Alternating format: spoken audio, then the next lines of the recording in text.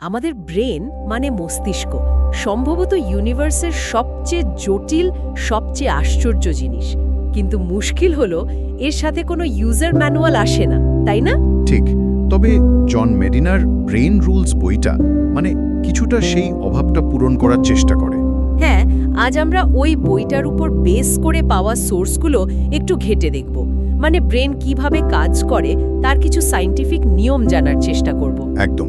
আর মেডিনার উদ্দেশ্য কিন্তু শুধু থিওরি আলোচনা করা নয়, উনি আসলে চেয়েছেন ওই ব্রেন সায়েন্সের কঠিন গবেষণাগুলোকে আমাদের রোজকার জীবনের সাথে মানে কানেক্ট করতে, যাতে আমরা নিজেদের আরেকটু ভালোভাবে বুঝতে পারি। হ্যাঁ, বুঝতে পারি আর হয়তো নিজেদের একটু ইমপ্রুভও করতে পারি। বইটাতে উনি এমন নিয়মগুলোর কথাই বলেছেন যেগুলো বারবার টেস্ট করা, সায়েন্টিফিক্যালি প্রুভেন। আমাদের আজকের আলোচনাটাও সেদিকেই ফোকাস করবে। আমরা শুধু নিয়মগুলো জানবো না, বরং বোঝার চেষ্টা করব এগুলো আমাদের প্রতিদিনের জীবনে মানে কাজ, শেখা, ডিসিশন নেওয়া এগুলোতে কিভাবে হেল্প করতে পারে। যেমন ধরুন, এক্সারসাইজ কি সত্যিই আমাদের ব্রেন পাওয়ার বাড়ায়? বা রাতের ঘুমটা সেটা ঠিক কতটা দরকারি? ঠিক। আর কেন কিছু জিনিস এত সহজে মনে থাকে, আবার কিছু মনেই থাকে না? আর ছোটবেলার ওই যে অফুরন্ত কৌতূহল, ওটা কি সত্যি হারিয়ে যায় নাকি মানে অন্য চেহারায় থাকে? ইন্টারেস্টিং। আর এই আলোচনা করতে গিয়ে কিছু বেশ অদ্ভুত কিন্তু মজার ফ্যাক্টও উঠে আসবে। যেমন এটা কি জানেন যে আমাদের শরীর আর ব্রেন আসলে দিনে প্রায় ১৯ কিলোমিটার হাঁটার জন্য তৈরি? ১৯ কিলোমিটার বলেন কি? হ্যাঁ। কিংবা ওই যে আমরা বলি মাল্টিটাস্কিং, একসাথে অনেক কাজ করা, করি তো আমরা। ওটা আসলে একটা মিথ, একটা ভুল ধারণা। তাই নাকি? অথবা ধরুন ক্লাসে যা শেখা হয় তার প্রায় 90% মানে ৯০%ই আমরা এক মাসের মধ্যে ভুলে যাই। সর্বনাশ, তাহলে তো শেখার মানেই হয় না। না না, মানে হয়। এই ব্যাপারগুলোই আসলে আমাদের নতুন করে ভাবতে শেখায়, কাজ করার বা শেখার পদ্ধতি নিয়ে। দারুণ একটা ইন্ট্রোডাকশন হলো। তাহলে চলুন ব্রেনের এই রহস্যময় জগতে একটু ঢোকা যাক। প্রথম নিয়মটা দিয়েই শুরু করি, এক্সারসাইজ আর ব্রেন পাওয়ার। অবশ্যই। মেডিনা বলছেন আমাদের পূর্বপুরুষরা তো সারাক্ষণ নড়াচড়ার মধ্যে থাকতেন, একদম, সবসময় অ্যাক্টিভ। আর আমাদের ব্রেনটাও নাকি সেই পরিবেশেই তৈরি হয়েছে। কিন্তু এখনকার এই যে বসে থাকা জীবন, হ্যাঁ, সেডেন্টারি লাইফস্টাইল, এটা ব্রেনের জন্য আসলে একদম স্বাভাবিক নয়। এটা কি শুধু থিওরি নাকি এর কোনো প্রমাণও আছে? না না, অবশ্যই প্রমাণ আছে। বইটাতে জেম আর ফ্র্যাঙ্ক লয়েড রাইটের উদাহরণ আছে, মনে আছে? হ্যাঁ হ্যাঁ, বিখ্যাত আর্কিটেক্ট। ঠিক। দুজনে বেশ বয়স অবধি বেঁচে ছিলেন। জিম শেষ বয়সে প্রায় মানে চেতনাহীন ছিলেন নার্সিংহোমে, আর ফ্র্যাঙ্ক লয়েড রাইট তিনি ৯০ বছর বয়সেও আমেরিকার সেরা আর্কিটেকচার ডিজাইন করছেন। দারুণ ক্রিয়েটিভ, মেন্টালি অ্যালার্ট। তার মানে পার্থক্যটা লাইফস্টাইলে, বিশেষ করে ফিজিক্যাল অ্যাক্টিভিটিতে। হ্যাঁ, মেডিনা তো সেদিকে ইঙ্গিত করছেন। ব্যায়াম বয়স বাড়লেও মনটাকে সতেজ রাখতে পারে, এটা তারই একটা জোরালো প্রমাণ আর কি। তার মানে ব্যায়াম শুধু শরীরের নয়, মনেরও ব্যায়াম। গবেষণা ঠিক কি বলছে? মানে কোন কোন মেন্টাল অ্যাবিলিটি বাড়ে এর ফলে? গবেষণা বলছে যারা রেগুলার এক্সারসাইজ করেন তাদের মানে মেমোরি ভালো হয়, মেমোরি আর লজিক্যাল থিঙ্কিং মানে যুক্তি দিয়ে ভাবা, মনোযোগ ধরে রাখা, প্রবলেম সলভিং। ও আচ্ছা। হ্যাঁ, আর ওই যে কি বলে ফ্লুইড ইন্টেলিজেন্স, মানে একদম নতুন পরিস্থিতিতে চট করে বুঝে নিয়ে কাজ করার ক্ষমতা, এই সবেতে ওরা অন্যদের চেয়ে বেটার পারফর্ম করে। যে কোনো ব্যায়ামেই কি কাজ হয় নাকি খুব কঠিন কিছু করতে হবে? না না, সেটাই তো ভালো খবর। খুব কঠিন ব্যায়াম না করলেও চলে। সপ্তাহে কয়েকদিন ধরুন হালকা হাঁটা চলার মতো অ্যাক্টিভিটিও ব্রেনের ফাংশন বাড়াতে পারে। এটা কিভাবে কাজ করে? এর পেছনের সায়েন্সটা কি? ওই যে ম্যাকেডাম উপমাটার কথা বলছিলেন। হ্যাঁ, দারুণ উপমা ওটা। ভাবুন, ভালো রাস্তা থাকলে যেমন একটা শহরের ব্যবসা বাণিজ্য যোগাযোগ সব ভালো হয়।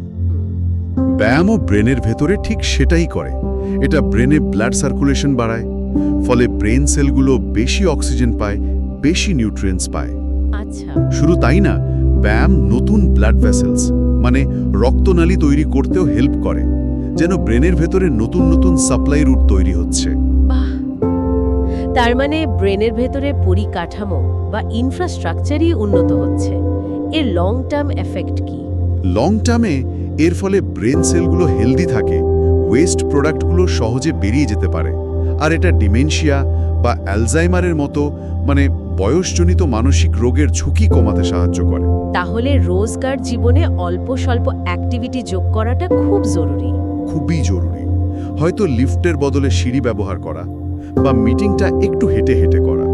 ছোট ছোট পরিবর্তনও কিন্তু ব্রেনের জন্য দারুণ কাজের হতে পারে।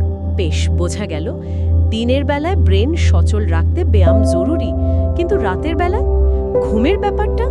মেডিনার বইয়ের নিয়ম নম্বর 3, ভালো ঘুম মানে ভালো চিন্তা। আমরা তো ভাবি ঘুমের সময় ব্রেনটা অফ হয়ে যায়। একদম না, একেবারে উল্টো। ঘুমের সময় ব্রেন সাংঘাতিক ব্যস্ত থাকে। তাই নাকি? কি করে? বিভিন্ন ঘুমের স্টেজে, বিশেষ করে র্যাম ঘুম আর ডিপ স্লিপের সময় ব্রেন দিনের বেলায় পাওয়া ইনফরমেশনগুলোকে গোছায়, স্মৃতিগুলোকে কনসলিডেট করে স্থায়ী করে। অনেকটা লাইব্রেরিয়ানের মতো কাজ করে, বুঝলেন? নতুন বইগুলো ঠিকঠাক শেলফে সাজিয়ে রাখে। ইন্টারেস্টিং। কোনো উদাহরণ আছে? হ্যাঁ, ওই যে ইঁদুরের গোলকধাঁধা নিয়ে পরীক্ষাগুলো আছে না, দেখা গেছে ঘুমের পরেই ওরা রাস্তাটা অনেক ভালো মনে রাখতে পারছে। ও, এমনকি শোনা যায় বিজ্ঞানী মেন্ডেলিভ নাকি স্বপ্নেই পিরিয়ডিক টেবিলের আইডিয়াটা পেয়েছিলেন। আচ্ছা। আর শুধু স্মৃতি গোছানো নয়, ঘুম হয়তো ব্রেনকে ক্লিন করার কাজও করে। দিনের বেলায় জমা হওয়া কিছু টক্সিক প্রোটিন সরিয়ে দেয়। তার মানে ঘুম কম হলে শুধু যে শরীর খারাপ লাগে তা নয়, আমাদের শেখা বা মনে রাখার ক্ষমতার উপরও ডিরেক্ট এফেক্ট পড়ে। মারাত্মক এফেক্ট পড়ে।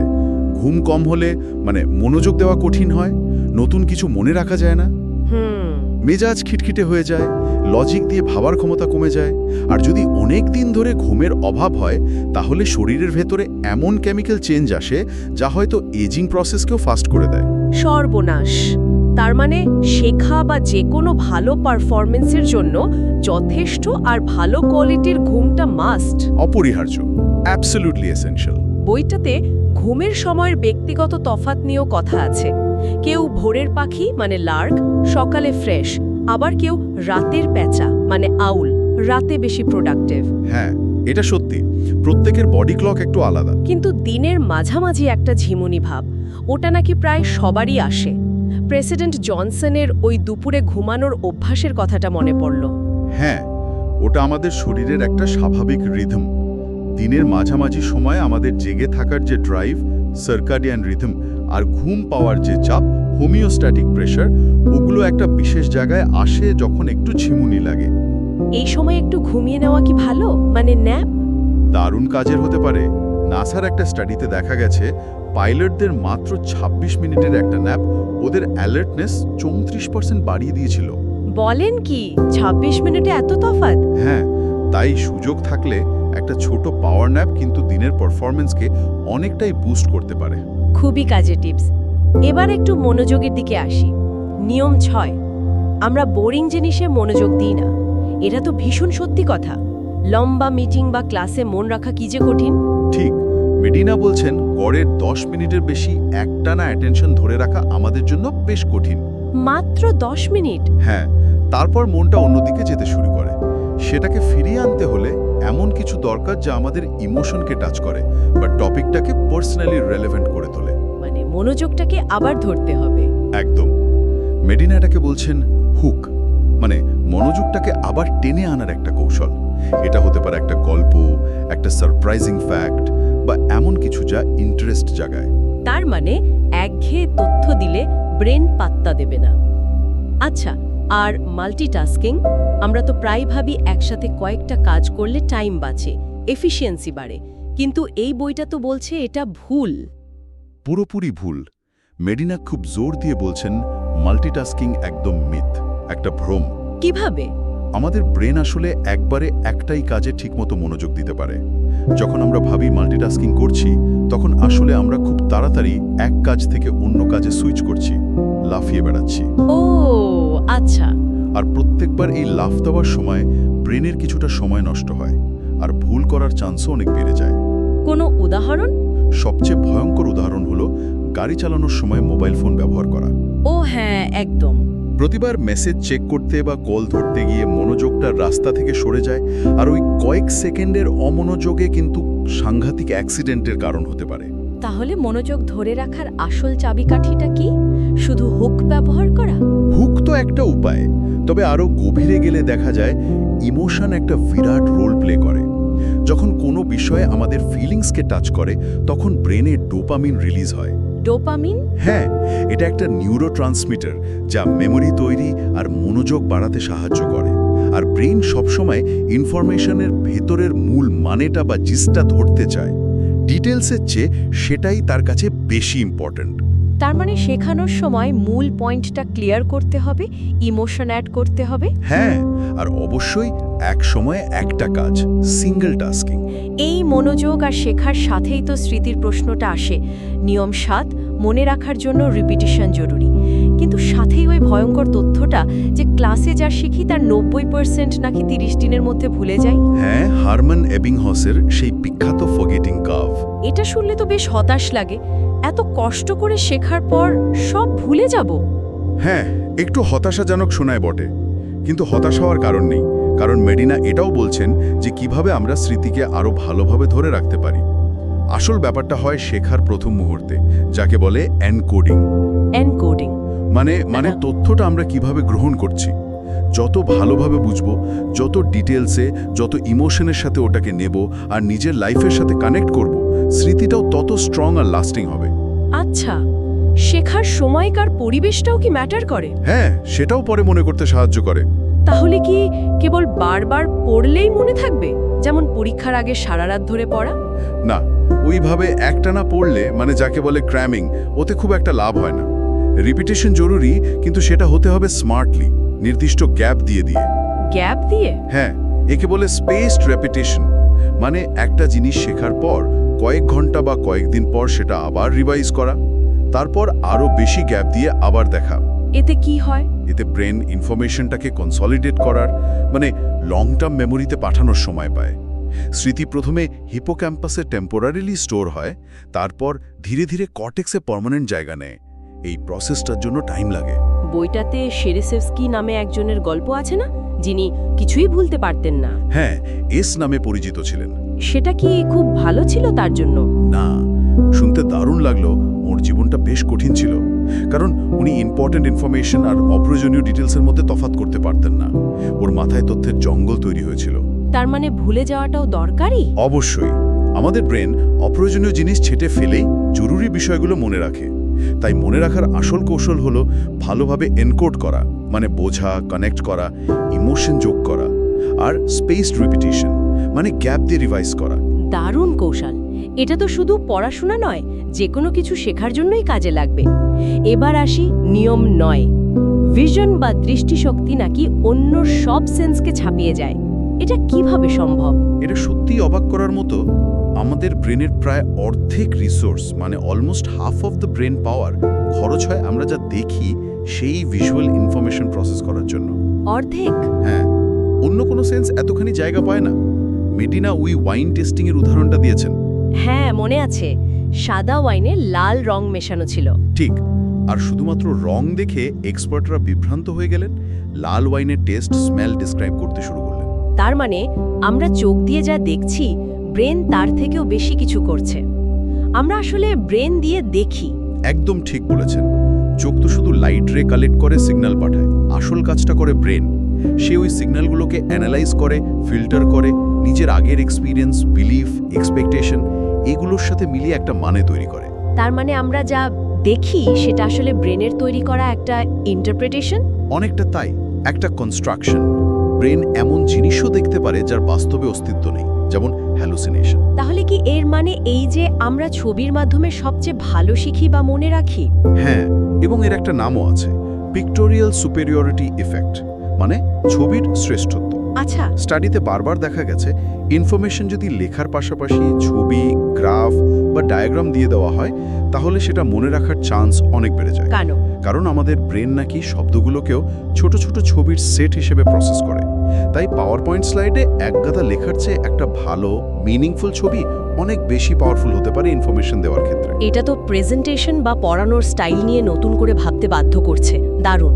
সবশেষে আসি নিয়ম 12-তে। আমরা জন্মগতভাবেই এক্সপ্লোরার, অনুসন্ধানকারী। এটা আমার খুব ফেভারিট একটা আইডিয়া। এবং এটা ভীষণ সত্যি। মেডিনা বলছেন বাচ্চারা হলো পৃথিবীর বেস্ট সায়েন্টিস্ট। তাই নাকি? কিভাবে? ওরা জগৎটাকে শেখে ঠিক সায়েন্টিস্টদের মতোই। প্রথমে অবজার্ভ করে, দেখে, তারপর একটা হাইপোথেসিস বা অনুমান তৈরি করে হুম সেটা আবার টেস্ট করে দেখে, যেমন জিনিসটা মুখে দিয়ে ছুঁড়ে ফেলে বা বাজিয়ে দেখে, পরীক্ষা করে, হ্যাঁ করে তো। আর সবশেষে একটা কনক্লুশনে পৌঁছায়। ওরা সবসময় জানতে চায় এটা কি, এটা দিয়ে কি হয়। অ্যান্ডি মেলজাফের ওই এক্সপেরিমেন্টের কথা মনে পড়ছে। খুব ছোট বাচ্চাও নাকি বড়দের মুখের এক্সপ্রেশন নকল করতে পারে। হ্যাঁ, মাত্র 42 মিনিট বয়সের শিশুও। এটা সম্ভব হয় আমাদের ব্রেনের মিরর নিউরনের কারণে। Mirror neuron? হ্যাঁ, এই স্পেশাল ব্রেন সেলগুলো আমাদের অন্যের কাজ দেখতে আর সেটা ইমিটেট করতে, মানে অনুকরণ করতে সাহায্য করে। শুধু তাই নয়, অন্যের ফিলিংস বুঝতেও এগুলোর রোল আছে বলে মনে করা হয়। আচ্ছা। বাচ্চারা এভাবেই শেখে, শুধু ফিজিক্যাল ওয়ার্ল্ড নয়, সোশ্যাল ওয়ার্ল্ডটাও। ওরা আস্তে আস্তে বোঝে যে অন্যের চিন্তা বা পছন্দ তাদের থেকে আলাদা হতে পারে। ওই যে 2 বছর বয়সের বাচ্চাদের জেদ বা টেরেবল টুস, হ্যাঁ, সাংঘাতিক। ওটাও কিন্তু জগৎটাকে বোঝার একটা চেষ্টা। ওরা নিজেদের পাওয়ার লিমিটটা টেস্ট করে দেখতে চায়। কিন্তু বয়স বাড়ার সাথে সাথে কি এই এক্সপ্লোরার মনটা মরে যায়? আমরা কি নতুন কিছু শেখার ক্ষমতা হারিয়ে ফেলি? একেবারেই না। মেডিনার বইয়ে ফিশার বা ক্রেপসের মতো সায়েন্টিস্টদেরও ধারণা আছে, যারা 70 বছর বয়সেও নোবেল জেতার মতো কাজ করেছেন। আমাদের ব্রেন সারা জীবনই নতুন কানেকশন তৈরি করতে পারে, শিখতে পারে, মানে নিউরোপ্লাস্টিসিটি। তাহলে সমস্যাটা কোথায় হয়? সমস্যাটা ব্রেনের নয়, হয়তো পরিবেশের। অনেক সময় স্কুলের ওই বাঁধাধরা নিয়ম বা অফিসের একঘেয়ে রুটিন আমাদের ভেতরের স্বাভাবিক কৌতূহলটাকে একটু দমিয়ে দেয়। প্রশ্ন করতে ভয় পাই, নতুন কিছু ট্রাই করতে ইতস্তত করি। ঠিক। তার মানে ওই শিশু সুলভ কৌতূহলটাকে বাঁচিয়ে রাখাটা খুব জরুরি। হাতে কলমে শেখা, প্রশ্ন করা, নতুন জিনিস এক্সপেরিমেন্ট করা, এগুলো নিজেদের জীবনেও করা উচিত, অন্যদেরও উৎসাহ দেওয়া উচিত। অবশ্যই। কিউরিওসিটি বা কৌতূহলই হলো শেখার আর ডিসকভারির আসল ড্রাইভিং ফোর্স। তাহলে আজকের এই আলোচনা থেকে আমরা ব্রেনের বেশ কয়েকটা জরুরি নিয়ম বা সূত্র পেলাম। শরীর আর মন দুটোকেই সচল রাখা, যথেষ্ট ঘুমানো, এক সময়ে একটাই কাজে ফোকাস করা, স্মৃতিশক্তি বাড়ানোর কৌশল জানা, যেমন স্পেস রিপিটেশন, দেখার যে অসম্ভব ক্ষমতা সেটাকে কাজে লাগানো, আর আমাদের ভেতরের ওই এক্সপ্লোরার সত্তাটাকে জাগিয়ে রাখা, এই সবগুলোই আমাদের ব্রেনকে তার বেস্ট পারফর্ম করতে হেল্প করে। এগুলো অবশ্য ব্রেন রুলস বইয়ের বিশাল ইনফরমেশনের সামান্য কয়েকটা ঝলক। একদম। আর এই নিয়মগুলো জানার পর একটা প্রশ্ন মনে আসতেই পারে, যেহেতু আমাদের ব্রেন জন্মগতভাবেই একজন সায়েন্টিস্টের মতো এক্সপ্লোর করতে আর শিখতে ভালোবাসে, আমরা কি আমাদের নিজেদের শেখার পদ্ধতি বা ক্ষমতা নিয়ে যে ধারণাগুলো আছে সেগুলোকে এই নিয়মগুলোর আলোয় একবার পরীক্ষা করে দেখতে পারি? মানে সেলফ এক্সপেরিমেন্ট আর কি। দারুণ আইডিয়া। হয়তো আমরা নিজেদের যা ভাবি তার চেয়ে অনেক বেশি কিছু করার ক্ষমতা আমাদের ব্রেনের আছে। হয়তো তাই। খুব ইন্টারেস্টিং একটা চিন্তার খোরাক। হয়তো আমাদের সেই অনুসন্ধিৎসু মনটাকে আবার জাগিয়ে তোলার জন্য আজই ছোট একটা স্টেপ নেওয়া যেতে পারে। এমন কোনো প্রশ্ন করা যা আগে করিনি, বা এমন কিছু ট্রাই করা যা একটু আনকমন। অবশ্যই। এই ভাবনাটা নিয়েই শেষ করা যাক আজকের আলোচনা।